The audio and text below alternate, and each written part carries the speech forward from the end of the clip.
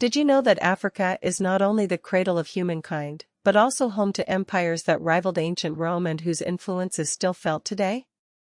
This is African History Illustrated, a journey through time and across a vibrant continent, revealing the stories that textbooks often overlook. Our story begins at the very beginning. Africa is where humanity took its first steps. In Jebel Irhoud, Morocco, fossils of Homo sapiens dating back 315,000 years have been unearthed, pushing back the timeline of our species' origins. Similar finds in Omo Kaibish and Herto, both in Ethiopia, showcase Africa's undeniable role as the birthplace of us all. But it's not just about bones. Africa holds the oldest evidence of human tool use, symbolic behavior, and the dawn of agriculture. The Sahara, now a vast desert, was once a green paradise. Rock art in Tassili Niger, Algeria, depicts scenes of pastoral life dating back thousands of years, a testament to a time when the desert bloomed. The Nile River, a lifeline in a harsh landscape, gave rise to one of the most iconic civilizations in history, ancient Egypt. Around 3100 BCE, Narmer, often credited with unifying Upper and Lower Egypt, set the stage for millennia of pharaonic rule. The Old Kingdom saw the construction of the pyramids, the Middle Kingdom ushered in an era of stability, and the New Kingdom witnessed the reign of pharaohs like Tutankhamun and Ramses II. But Egypt wasn't alone. To the south, in Nubia, the kingdom of Kerma flourished as early as 2500 BCE. Later, the kingdom of Kush emerged, with its capitals at Napata and Meroe. These Kushite kings even ruled Egypt as the 25th dynasty, with rulers like Pi and Taharqa expanding their influence far beyond their homeland. Further east, the kingdom of Aksum, in modern-day Ethiopia and Eritrea, rose to prominence in the 1st century CE, becoming a major trading power in the Red Sea.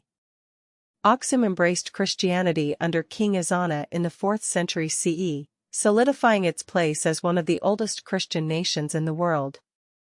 Moving west, the savanna lands of West Africa saw the rise of powerful empires like Ghana, Mali, and Songhai.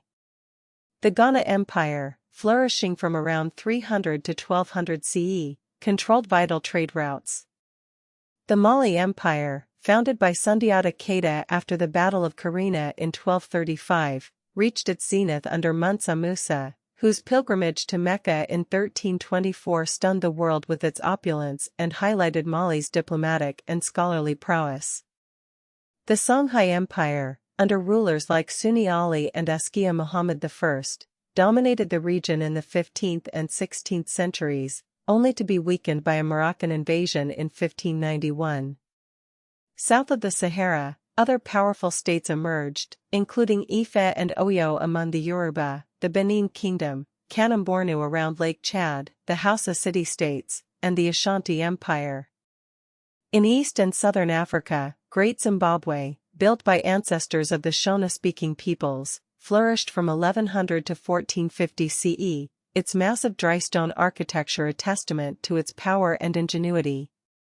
The Mutapa Empire rose in the 15th century in the Zambezi region, while the Swahili city-states, like Kilwa, Mombasa, and Malindi, thrived along the Indian Ocean coast, engaging in trade with Arabia, Persia, India, and later Europe.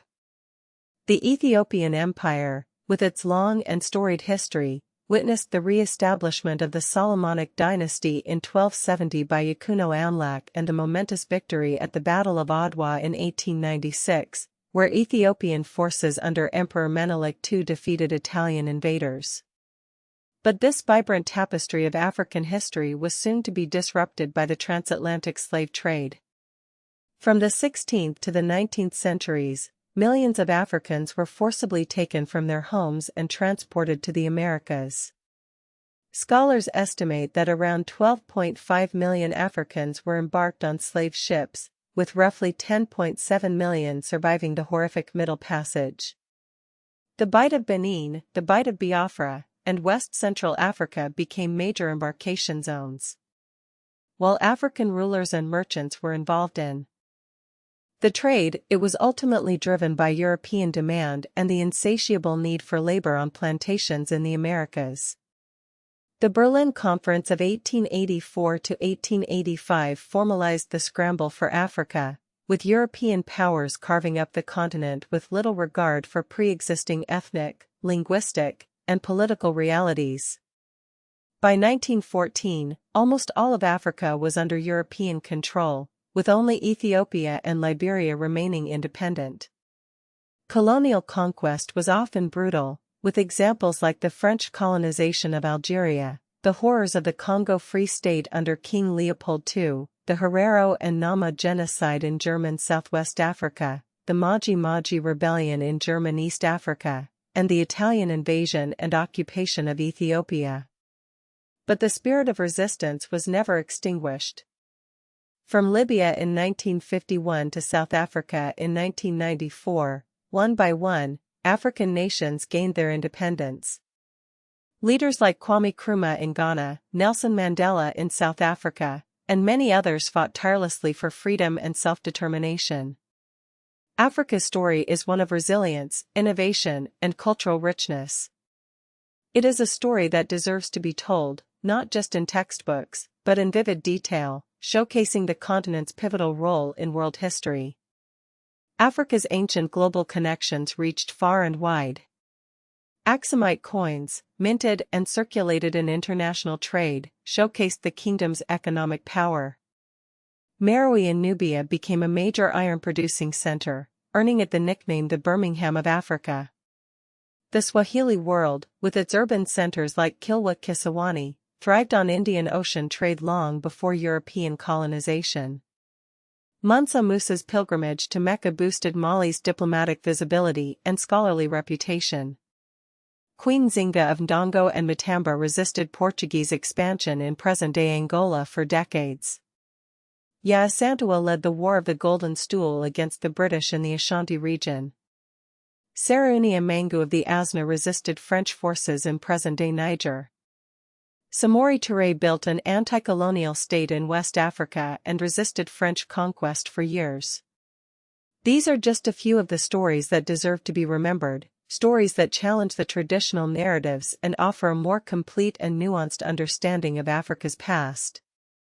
As we reflect on this journey through African history, let us remember that this is not just a story of kings and empires, but also a story of ordinary people, of their struggles, their triumphs, and their enduring spirit. It is a story that continues to unfold, as Africa charts its own course in the 21st century and beyond.